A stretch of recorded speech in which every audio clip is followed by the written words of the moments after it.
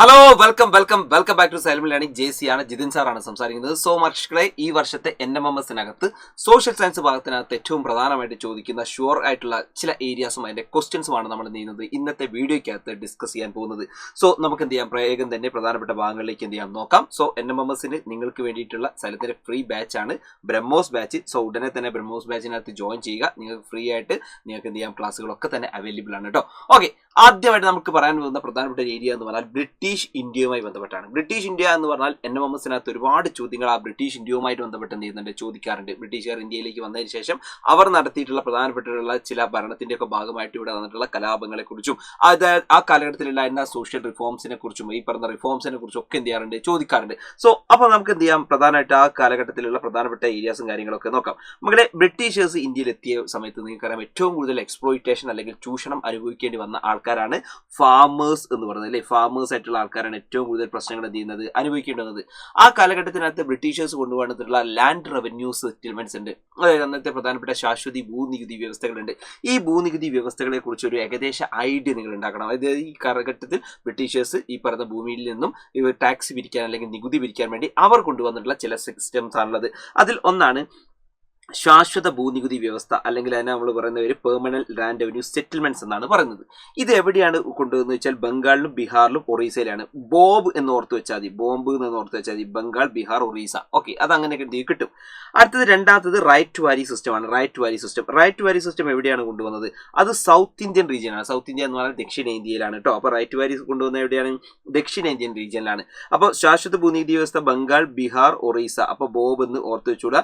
ഈ ശാശ്വത ഭൂനികുതി വ്യവസ്ഥയിൽ ആരാണ് ടാക്സ് കളക്ട് ചെയ്തതെന്ന് എന്ന് ചോദിച്ചു കഴിഞ്ഞാൽ അത് ജമീന്ദാർസ് ആണ്. ആരാണ്? ജമീന്ദാർമാരാണ് എന്ത് ചെയ്തത്, നികുതി പിടിച്ചത് കേട്ടോ. ജമീന്ദാർമാരാണ് നികുതി പിടിച്ചത്. ഇനി റൈറ്റ് ടു വാരി സിസ്റ്റത്തിനകത്ത് ആരിൽ നിന്നാണ് പിടിച്ചതെന്ന് വെച്ചാൽ അത് പ്രധാനമായിട്ടും കർഷകരിൽ നിന്നാണ്. റൈറ്റ് ടു വാരി സിസ്റ്റത്തിനകത്ത് ആരിൽ നിന്ന് എന്ന് ചോദിച്ചു കഴിഞ്ഞാൽ അത് പ്രധാനമായിട്ടും ആരിൽ നിന്നാണ്? കർഷകരിൽ നിന്നാണ് ചെയ്യുന്നത്, നികുതി പിടിച്ചത് കേട്ടോ. കർഷകരിൽ നിന്ന്. റൈറ്റ് എന്ന് പറഞ്ഞു കഴിഞ്ഞാൽ അന്ന് കർഷകൻ എന്നാണ്. റൈറ്റ് മീൻസ് ഫാർമർ എന്നാണ് എന്ത് ചെയ്യുന്നത് അർത്ഥം. ഇനി ഏറ്റവും ലാസ്റ്റ് വരുന്നതാണ്, മക്കൾ ശ്രദ്ധിച്ചോ, മഹൽവാരി സിസ്റ്റമാണ്. മൂന്നാമത്താണ് ഇത് മഹൽവാരി സിസ്റ്റം. ഈ മഹൽവാരി സിസ്റ്റത്തിനകത്ത് ടാക്സ് ആരിൽ നിന്നാണ് പിരിച്ചത് എന്ന് ചോദിച്ചു കഴിഞ്ഞാൽ അത് വില്ലേജ് ഹെഡ്മാനിൽ നിന്നാണ്. ഇവിടുന്നാണ് വില്ലേജ് ഹെഡ്മാൻ അല്ലെങ്കിൽ ഗ്രാമ മുഖ്യന്റെ കയ്യിൽ നിന്ന് കേട്ടോ. ഗ്രാമ മുഖ്യൻ അല്ലെങ്കിൽ ഗ്രാമ തലവന്റെ കയ്യിൽ നിന്നാണ് എന്ത് ചെയ്യുന്നത്, ടാക്സ് പിരിച്ചത്. ഇത് പ്രധാനമായിട്ടും ഇത് എവിടെയാണ് നടപ്പിലാക്കിയത്? വടക്ക് പടിഞ്ഞാറൻ ഇന്ത്യയിലാണ്. വടക്ക് പടിഞ്ഞാറൻ ഇന്ത്യ അല്ലെങ്കിൽ നോർത്ത് വെസ്റ്റ് റീജിയനിലാണ് മഹൽവാരി എന്ത് ചെയ്യുന്നത്, ഇതുപോലെ തന്നെ ഇംപ്ലിമെന്റ് ചെയ്തത്. ഓർത്തു വെച്ചോളാം. ഇത് പ്രധാനപ്പെട്ട ഏരിയാസ് ആണ്. ഇത് ഓർത്തു വെച്ചോളൂ. ഇതിൽ നിന്ന് ചോദ്യങ്ങൾ വരും. മക്കളെ, ക്വസ്റ്റ്യൻ നിങ്ങൾ നോക്കേണ്ടത്, ഇതിനകത്ത് ഒരുപാട് ചോദ്യങ്ങൾ വരും. ഈ പെർമനന്റ് ലാൻഡ് റവന്യൂ സെറ്റിൽമെന്റ് നടപ്പിലാക്കിയ ആളാണ് ലോർഡ് കോൺവാലിസ്. അന്നത്തെ ബ്രിട്ടീഷ് ഉദ്യോഗസ്ഥനായിട്ടുള്ള ലോർഡ് കോൺവാലിസ് ആണ് ഇത് നടപ്പിലാക്കിയത്. ഇതുമായി ബന്ധപ്പെട്ട് ചോദിക്കാൻ സാധ്യതയുള്ള ഒരു ചോദ്യമാണ് മക്കളെ. ഇതാ ക്വസ്റ്റ്യൻ നിങ്ങൾ ഇത് ഓർത്തു വെച്ചോ. ഈ രീതിയിലേക്ക് എന്ത് ചെയ്യാം, നിങ്ങൾക്ക് ചോദ്യങ്ങൾ വരാം. Who introduce the permanent land revenue settlement? ശ്രദ്ധിക്കണം, ശാശ്വത ഭൂനികുതി വ്യവസ്ഥ ആരംഭിച്ചത് ആരാണ് എന്ന് എന്ത് ചെയ്യാം, ചോദിക്കാം. അപ്പൊ നമുക്കറിയാം ആൻസർ നമ്മൾ ഫസ്റ്റ് തന്നെ ലോർഡ് കോൺവാലിസ് പറഞ്ഞിട്ടുണ്ട്. അപ്പൊ ലോർഡ് കോൺവാലിസ് ആണ്. ഓപ്ഷൻ ബി ആണ്, ലോർഡ് കോൺവാലിസ്. ഓക്കെ, റെഡി അല്ലേ? ഇനി മക്കൾ ശ്രദ്ധിക്കുക, അടുത്തൊരു ക്വസ്റ്റ്യൻ ആണ്. In which region ryotwari mainly introduced?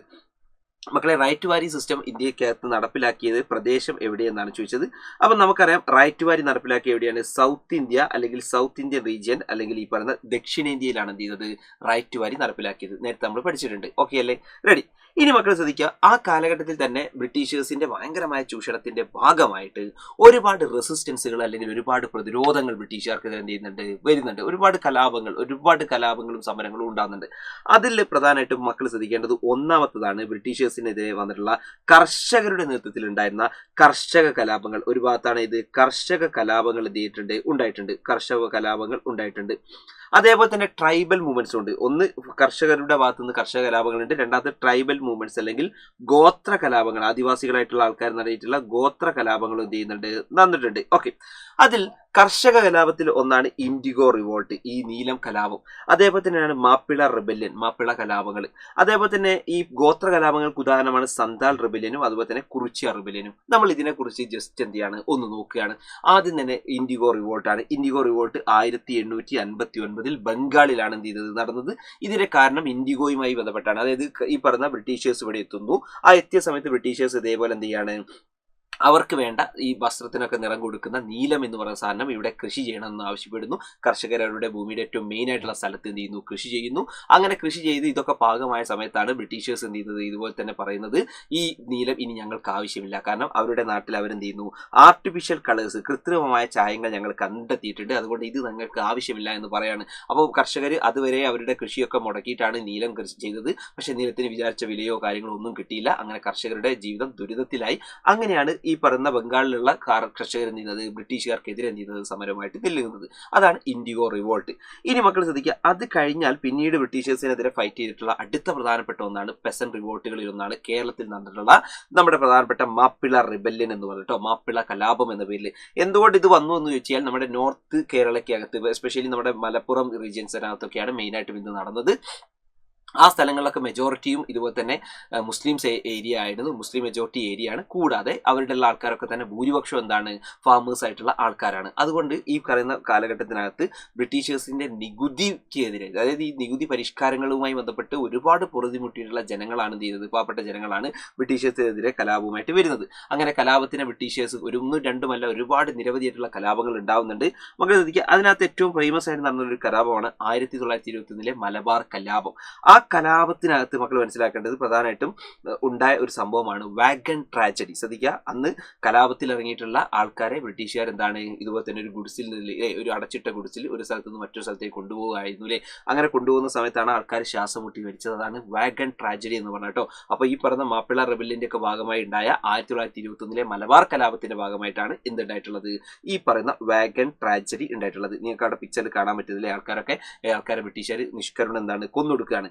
ഇനി ഈ വാഗൺ ട്രാജഡിയുമായി ബന്ധപ്പെട്ട് മക്കൾ ശ്രദ്ധിക്കണം, ഏറ്റവും പ്രധാനമായിട്ടും നമ്മുടെ തിരൂരിനകത്ത് ഇതുപോലെ തന്നെ എന്ത് ചെയ്യുന്നുണ്ട്, ഒരു നിർമ്മിതി നിർമ്മിച്ചിട്ടുണ്ട്. അതാണ് അവിടുത്തെ ടൗൺ ഹാള്. അവിടുത്തെ തിരൂരിലെ ടൗൺ ഹാള് ഈ പറഞ്ഞ വാഗൺ ട്രാജഡിയുടെ ഒരു ഇതാണ് എന്ത് ചെയ്യുന്നത്, കാണിച്ചുള്ളത് കേട്ടോ. അപ്പോൾ ഇത് ടൗൺ ഹാളിന്റെ ഒരു പ്രധാനപ്പെട്ട ഭാഗം ഈ ഒരു വാഗൺ ട്രാജഡിന്റെ ഈ ഒരു രീതിയിലാണ് ഉണ്ടാക്കിയത് കേട്ടോ. അന്ന് ആലോചിച്ചോളാം മക്കളെ. ഇതുമായി ബന്ധപ്പെട്ട ഒരു ചോദ്യം നിങ്ങൾക്ക് ഒരു ചോദ്യമാണ്, where is wagon tragedy memorial town hall situated? Wagon tragedy സ്മാരക ടൗൺ ഹാൾ എവിടെയാണ് സ്ഥിതി ചെയ്യുന്നത് എന്ന് ചോദിച്ചു കഴിഞ്ഞാൽ നമുക്ക് അതിന്റെ ഉത്തരം അറിയാം. അതെവിടെയാണ് മക്കളെ, അത് തിരൂരിലാണ്, മലപ്പുറത്തെ തിരൂരിലാണ്. എന്ത് ചെയ്യുക, ഓർത്ത് വെച്ചോളാം, അത് നമ്മുടെ തിരൂരിലാണ്. ഓക്കെ, റെഡി അല്ലേ?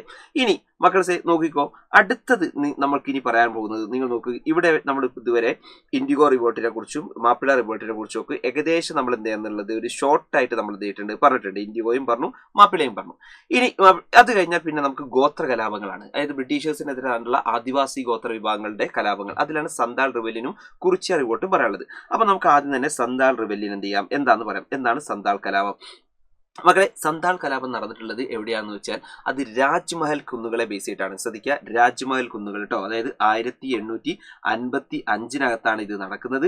അത് രാജ്മഹൽ കുന്നുകളെ കേന്ദ്രീകരിച്ചുകൊണ്ടാണ് നടന്നത്. അതിന്റെ പ്രധാനപ്പെട്ട കാരണം എന്ന് പറഞ്ഞാൽ അന്ന് ബ്രിട്ടീഷുകാർ നടപ്പിലാക്കിയ ഫോറസ്റ്റ് ആക്ട് ആണ്. കാരണം ആദിവാസികൾ എന്ന് പറഞ്ഞാൽ കാടിനെ ആശ്രയിച്ച് ജീവിക്കുന്ന ആൾക്കാരാണ്. അവരോട് കാട്ടിൽ കയറരുത് എന്ന് ബ്രിട്ടീഷുകാർ എന്ത് ചെയ്യാണ്, പറയുകയാണ്. കാരണം ബ്രിട്ടീഷുകാർക്ക് അന്ന് കാട്ടിൽ നിന്ന് ഒരുപാട് തടിമരങ്ങളൊക്കെ അവർക്ക് അവരുടെ ആവശ്യത്തിന് കൊണ്ടുപോകണമായിരുന്നു. അതുകൊണ്ടാണ് പുറമേ നിന്ന് ആൾക്കാർ കയറരുത് എന്നാണ് ബ്രിട്ടീഷുകാർ പറയുന്നത്. ഇതിനെതിരെയാണ് ഫൈറ്റ് ചെയ്യുന്നത്. ആ ഫൈറ്റ് ചെയ്ത ആൾക്കാരാണ് സിദ്ധുവും കാനുവും. ഓർത്തു വെച്ചോളം, പ്രധാനപ്പെട്ട ലീഡേഴ്സ് ആണ്. അതിന്റെ പ്രധാനപ്പെട്ട ലീഡേഴ്സ് ആണ് സിദ്ധു, അതുപോലെ തന്നെ കാനു കേട്ടോ. ഇവരൊക്കെ രാജ്മഹൽ കുന്നുകളെ കേന്ദ്രീകരിച്ചുകൊണ്ടാണ് ഉള്ളത് കേട്ടോ. അപ്പൊ ഈ ശ്രദ്ധിക്കുക, ഏറ്റവും പ്രധാനപ്പെട്ട രാജ്മഹൽ കുന്നിനെ ബേസ് ചെയ്തിട്ടാണ് ഇവർ നടത്തിയത്. ഇനി ഇതുമായി ബന്ധപ്പെട്ട് നിങ്ങൾ ബ്രിട്ടീഷേഴ്സ് ഈ കലാപം അടിച്ചമർത്തുകയാണ്. അങ്ങനെ ആ കലാപം എന്ത് ചെയ്യാണ്, ഇതുപോലെ തന്നെ പ്രധാനപ്പെട്ട ഒരു ട്രൈബൽ റിവോൾട്ടായിട്ട് നിൽക്കുകയാണ്. ഇതുമായി ബന്ധപ്പെട്ട ഒരു ചോദ്യമാണ്, സന്താൾ കലാപം നടന്ന വർഷം ഏതാണ്? മക്കളെ, നമുക്കറിയാം സന്താൾ കലാപം നടന്ന വർഷം എന്ന് പറഞ്ഞാൽ ഏതാണ്? 1855. ഓപ്ഷൻ ബി ആണ് എന്ത് ആൻസർ അല്ലേ? നമുക്കറിയാം ഓപ്ഷൻ ബി ആണ് റൈറ്റ് ആൻസർ. 1855 എന്നുള്ളത് ഓപ്ഷൻ ബി ആണ് അല്ലേ? നമ്മൾ പഠിച്ചിട്ടുണ്ട് സന്താൾ കലാപം നടന്ന വർഷം 1855. Okay, ready. ഇനി അത് കഴിഞ്ഞാൽ മക്കളെ അടുത്തൊരു ക്വസ്റ്റ്യൻ ആണ്. അടുത്ത സന്താൾ കലാപത്തിന് നേതൃത്വം നൽകിയത് ആരൊക്കെയാണ്? അതിൽ ആരൊക്കെയെന്ന് വെച്ച് കഴിഞ്ഞാൽ അതിൽ ഓപ്ഷൻ സി ആണ് സിദ്ധു, അതുപോലെ തന്നെ കാനുവാണ്. സിദ്ധുവും കാനുവുമാണ് അതിന്റെ ആൻസേഴ്സ് അല്ലേ? ഓക്കെ, ഇനി അത് കഴിഞ്ഞാൽ നിങ്ങൾ ശ്രദ്ധിച്ചോ, കേരളത്തിനകത്ത് നടന്നിട്ടുള്ള അടുത്തൊരു കലാപമാണ് ഗോത്ര കലാപങ്ങളിൽ ഒന്നാണ് കുറിച്യ കലാപം. ശ്രദ്ധിക്കണേ, ഏറ്റവും പ്രധാനപ്പെട്ട ഒരു കലാപമാണ് ഇത്, കുറിച്യ കലാപം കേട്ടോ. കുറിച്യ കലാപം എവിടെയാണ് നടന്നത്? കേരളത്തിനകത്ത് വയനാട്ടിലാണ് നടന്നത്. 1812 ഈ കലാപം നടന്നത്. കേട്ടോ. 1812 കലാപം നടന്നത്. ഇതിന്റെ പ്രധാനപ്പെട്ട ലീഡർ എന്ന് പറഞ്ഞാൽ ആരായിരുന്നു? ഇതിന്റെ ലീഡർ, ഇതിന്റെ നേതാവ് ആരാണ് എന്ന് ചോദിച്ചു കഴിഞ്ഞാൽ അദ്ദേഹത്തിന്റെ പേരാണ് രാമനമ്പി എന്നാണ് പേര് കേട്ടോ. അദ്ദേഹത്തിന്റെ പേരാണ് എന്ത്? രാമനമ്പി എന്നാണ് പേര്. ഈ കലാപത്തിൽ ആരൊക്കെയാണ് പ്രധാനമായിട്ട് പങ്കെടുത്തതെന്ന് ചോദിച്ചു കഴിഞ്ഞാൽ അവിടുത്തെ ഗോത്ര വിഭാഗമായ കുറിച്യരും അതുപോലെ തന്നെ കുറുമ്പരും ഒരുമിച്ച് നിന്നിട്ടാണ് ചെയ്തത് ഈ കലാപത്തിലേക്ക് അവരുണ്ടായിരുന്നു കേട്ടോ. കുറിച്യരും കുറുമ്പരും ഒരുമിച്ച് നിന്നിട്ടാണ് ഉണ്ടായിരുന്നത് കേട്ടോ. ആ കലാപം നിങ്ങൾ നോക്ക്, കുറിച്യരും കുറുമ്പരും ഒരുമിച്ച് നിന്ന് ബ്രിട്ടീഷുകാർക്കെതിരെ ഫൈറ്റ് ചെയ്തതാണ്. പക്ഷേ കലാപം ചെയ്യുന്നതാണ് ബ്രിട്ടീഷുകാർ അടിച്ചമർത്തുകയാണ് ചെയ്തിട്ടുള്ളത്. ഇനി ഈ കലാപം ഉണ്ടാവാനുള്ള പ്രധാനപ്പെട്ട കാരണങ്ങൾ എന്തൊക്കെയാണ് എന്ന് ചോദിച്ചു കഴിഞ്ഞാൽ ഒന്ന് ബ്രിട്ടീഷുകാരുടെ ഉയർന്ന നികുതി തന്നെയാണ്. ഭയങ്കരമായ ടാക്സ് ആണ്. ആ ടാക്സ് ഒക്കെ തന്നെ ബ്രിട്ടീഷുകാർ ഈ ആദിവാസി വിഭാഗങ്ങളോട് നിങ്ങൾ പണമായിട്ട് നൽകണമെന്ന് ആവശ്യപ്പെടുകയാണ്. ഈ പണം നൽകാത്ത ഭൂമികളൊക്കെ ബ്രിട്ടീഷുകാർ എന്താണ് പിടിച്ചെടുക്കുകയാണ്. ഇതൊക്കെയാണ് മെയിനായിട്ട് എന്ത് ചെയ്യുന്നത് ഇതിന്റെ കാരണമായിട്ട് പറയുന്നത്. ഇനി ഈ കലാപവുമായി ബന്ധപ്പെട്ട് മക്കളെ ശ്രദ്ധിക്കുക. ഇതുപോലെ തന്നെ നിരവധിയായിട്ടുള്ള ചോദ്യങ്ങൾ നമുക്ക് എന്ത് ചെയ്യണം, ഇതുപോലെ തന്നെ എക്സാമിനകത്തൊക്കെ വരാറുണ്ട്. അങ്ങനെയാണെങ്കിൽ മക്കൾ ശ്രദ്ധിച്ചോ, പ്രധാനപ്പെട്ട ചോദ്യമാണ് കുറിച്യ റിവോൾട്ട് നടന്ന വർഷം. നമുക്കറിയാം കുറിച്യ റിവോൾട്ട് നടന്ന വർഷം എന്ന് പറഞ്ഞാൽ 1812 വരുന്നത്. അപ്പൊ നമ്മൾ ഇതുവരെയുള്ള ഈ ഒരു ഭാഗത്തിനകത്ത് നമ്മൾ ഡിസ്കസ് ചെയ്തത് എന്താണെന്ന് ചോദിച്ചു കഴിഞ്ഞാൽ കുഞ്ഞുങ്ങളെ പ്രധാനമായിട്ടും ഈ പറയുന്ന ബ്രിട്ടീഷേഴ്സിനെതിരെ ഉണ്ടായിട്ടുള്ള ഏറ്റവും പ്രധാനമായിട്ട് ഉണ്ടായിരുന്ന റെസിസ്റ്റൻസുകളാണ്. അതിൽ പെസന്റ് റിവോൾട്ടുകൾ, കർഷക കലാപങ്ങളും അതുപോലെ തന്നെ ഗോത്ര കലാപങ്ങളുമാണ് നമ്മൾ മെയിനായിട്ടും ഡിസ്കസ് ചെയ്തിട്ടുണ്ടായിരുന്നു. അപ്പോൾ ഓരോന്നും എന്താണ് ഏകദേശം നമുക്ക് ഇതൊക്കെ തന്നെ ഏരിയകളൊക്കെ തന്നെ നോക്കിക്കഴിഞ്ഞാൽ വർഷങ്ങളായിട്ട് വരുന്ന NMMSനകത്ത് ചോദിക്കുന്ന പ്രധാനപ്പെട്ട ഒരു ഏരിയാസ് ആണ് ഈ ഏരിയാസ് ഒക്കെ തന്നെ കേട്ടോ. നിരവധി ചോദ്യങ്ങൾക്ക് സ്കോപ്പ് ഉള്ള ഒരു ഏരിയ ആണ് ഈ ഏരിയ. ഓക്കെ, അങ്ങനെയാണെങ്കിൽ കുഞ്ഞുങ്ങളെ ഇത്രയാണ് നമുക്ക് ഈ ഒരു ഭാഗത്ത് പറയാനുള്ളത്. അപ്പൊ ഇനി ഞാൻ പറയുന്ന ഒരു ഭാഗം ഏറ്റവും ശ്രദ്ധിച്ച് കേൾക്കണം. കാരണം നമ്മളെ സംബന്ധിച്ചോളം NMMS കിട്ടുകയും അതുപോലെ തന്നെ 8ാം ക്ലാസ്സിനകത്ത് നല്ല മാർക്ക് നമുക്ക് സ്കോർ ചെയ്യുകയും വേണം. കാരണം നിങ്ങൾക്കറിയാലോ 8ാം ക്ലാസ്സിനകത്ത് ഒരുപാട് ആൾക്കാർ ഇതുപോലെ തന്നെ കഴിഞ്ഞ വർഷം ഇതുപോലെ തന്നെ ഹിന്ദിക്കകത്ത് തോറ്റിട്ടുണ്ട്. 2.5 ലക്ഷത്തോളം തോറ്റിട്ടുണ്ട്. അപ്പോൾ കാര്യമായിട്ടുള്ള പഠനം നമുക്ക് ആവശ്യമാണ്. അതിന് വേണ്ടിയിട്ടാണ് സൈലത്തിൻ്റെ ഏറ്റവും പ്രധാനപ്പെട്ട ബാച്ചായിട്ടുള്ള യോധ ബാച്ച്. സോ യോധ ബാച്ചിൽ ചേർന്നു ഒരു ടെൻഷനും ഇല്ലാതെ നിങ്ങൾക്ക് പഠിക്കാൻ പറ്റും. ഓക്കെ, സോ അത്രയാണ് പറയാനുള്ളത് കേട്ടോ. അപ്പോൾ ഇത്രയും പറഞ്ഞുകൊണ്ട് ഞാൻ നിർത്തുകയാണ്. അങ്ങനെയാണെങ്കിൽ യെസ്, ഓക്കെ, ഇനി നമുക്ക് എന്ത് ചെയ്യാം, അടുത്ത ക്ലാസ്സിൽ പറയാം. സോ ബൈ മക്കൾ.